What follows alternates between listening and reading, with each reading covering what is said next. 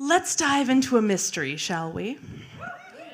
In this, the year of whatever the fuck this is, 2022 or whatever, it's hard to put ourselves in the mind of a person in 1926 to comprehend what it would have felt like to wake up one morning and find out that the world's leading novelist had disappeared. Because right now, if I want to know what my favorite celebrity or creator is doing, I just fire up the old Twitter while it's still around and see if they are in fact... Yeah, that was some sad laughing there. All right. Don't worry, I'm not even going to go there. Anywho, I can find out whether they're out promoting a book or a tour, or if they're yelling at God, or if they're celebrating the fact that Warnock won the runoff, I believe.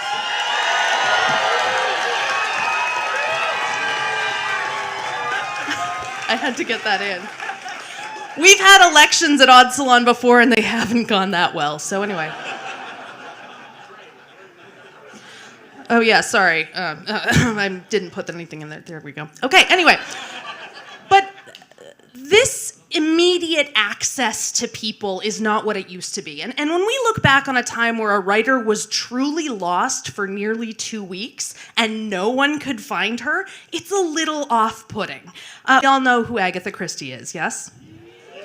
And even if you haven't read a single novel of hers, she's probably somehow synonymous with mystery in your mind. In 1926, Christie was 36, only 2 years younger than I am now, and had what appeared on the surface to be an idyllic and charmed life. But unlike me, she'd already published popular novels and was earning impressive advances on books to come. And in addition to that, Christie had some of the more typical trappings of traditional feminine success, which I imagine may have been more impressive to some and some now, frankly. But anyway, she married a dashing World War I aviator named Archie. She settled in this beautiful home in Berkshire. Oh, should I be doing the 1920s voice? No, I'm not going to do it. Should I be doing the 1920s voice? No, I'm not going to do it. She gave birth to a young...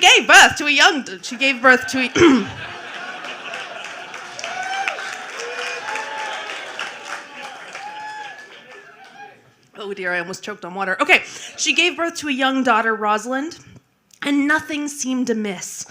That is, until the evening of December 4th, 1926, when Agatha tucked her daughter into bed and she left her home and disappeared. And when I say disappeared, I mean disappeared. The next morning, as I mentioned, her car was found abandoned near a spooky-ass body of water dubbed the Silent Pool. That's never good. Agatha Christie was gone without a trace. It was an instant sensation. From the moment the car was discovered, British law enforcement was out in droves attempting to locate the not-so-present novelist. And this wasn't just a British fascination. By Monday, December 6th, the story broke worldwide.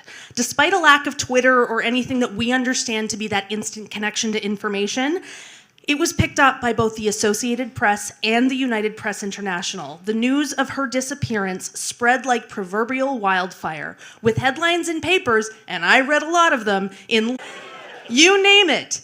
Everywhere was screaming about the missing woman writer of Colonel Christie, which that's fucking rude. Anyway, it had become a worldwide obsession. Suddenly, sleuths around the world attempted to discern where she'd gone and why. So if you think that true crime fascination is new, you haven't read a book. Anyway, naturally, the husband was suspected. For instance, the New York Times published a story entitled "Mrs. Agatha Christie, novelist, disappears in strange way from her home in England," wherein there sat a statement from the husband where he said, "My wife and I had no quarrel."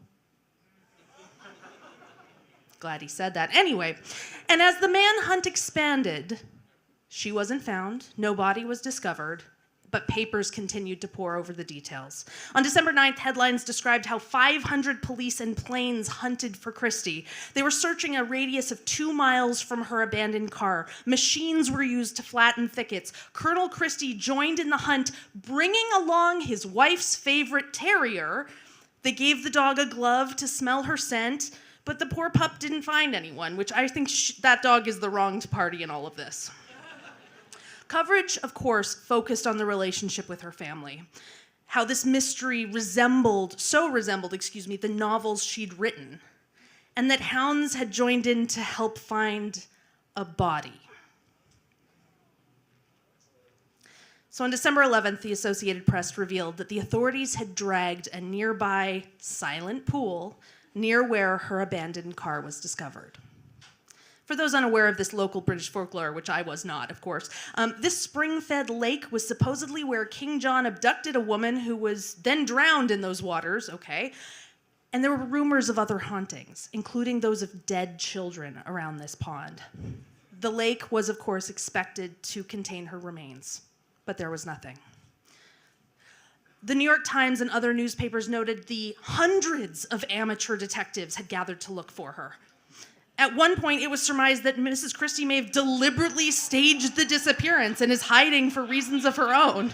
This is like, you know that AI thing we're all doing? It's about the same thing. I like that that's the joke that landed. That makes me really happy. Others wondered what her husband may have known, but still they found nothing. A fellow mystery novelist and a competitor of Christie's, Dorothy L. Sayers, visited the site of the disappearance because, of course, a mystery novelist could figure out what happened to her. To attempt to speculate what had occurred, she found nothing. And as if you needed another odd Salon factor in this, Sir Arthur Conan Doyle, oh he of Sherlock Holmes fame, who was also an obsessive of spiritualism, seen here in a spirit portrait I just had to include. Seance. All right. They, alas, found nothing. So nearly 2 weeks later, in the Swan Hydropathic Hotel in Yorkshire, a young musician named Bob Tappan was playing for the assembled mass of vacationers when he looked over and saw a woman sitting who looked strikingly familiar to someone he'd seen in the paper the day before. And after alerting the hotel staff, it was soon confirmed that yes, it was indeed Mrs. Agatha Christie. At once, her loving husband picked her up and then was the first to claim that Agatha Christie couldn't remember anything from the past 11 days. She was whisked to her sister's place to recover, and we never spoke of the matter again. Literally, it wasn't in her autobiography. Thank you. But what if I told you, dear oddlings, that all of this was not quite as it seemed, and that the details of those lost days were not learned for years? For you see, it turns out that Mrs. Christie's charmed life was not, in fact, as charmed as it appeared. In April 1926, Mrs. Christie's beloved mother had passed away. Scientific American's story on this incident references a biographer who points out that Colonel Christie was on a business trip when his wife's mother passed away.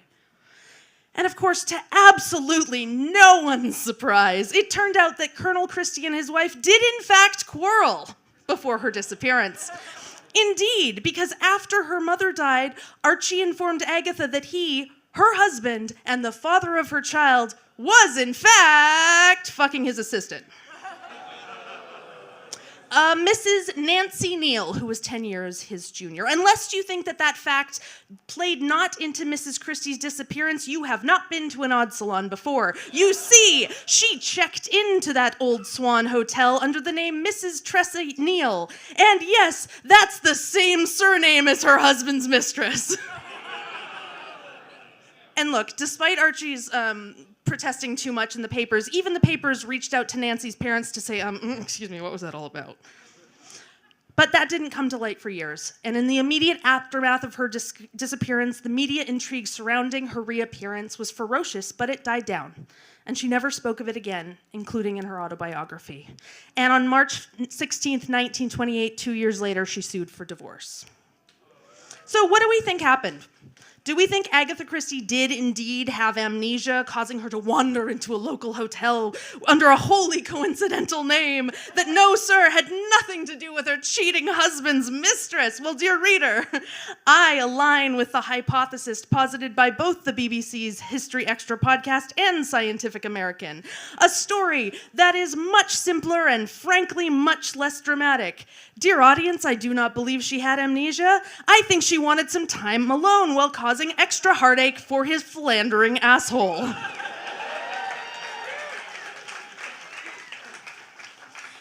And with what information do I suspect this? Well, I come to you not with an intriguing conspiracy or a plan or a smoking gun. I come with the gut reaction of a 38-year-old divorced woman. The lady wanted peace and quiet. In the face of infidelity that mocked her accomplishments after investing in a partnership and a family and a presentation for years, she just wanted some fucking alone time, okay? Sure, she never publicly spoke about it, and much has been said about her lack of memory and how she was ended up spotted by a banjo player. But guess what, Poppets? Agatha Christie owes us nothing. And I ask, nay, I implore you, dear audience, to look into your heart and ask what you would have done if you discovered your marriage to be a sham whilst the outside world looked in admiration. She wanted to get away from that man and collect herself, and she fucking did. Going on to publish numerous other novels and becoming the best-selling author of all time. So raise your glass, my dears, to Agatha Christie and to a guiding mantra we should all live by. Living well is the best revenge.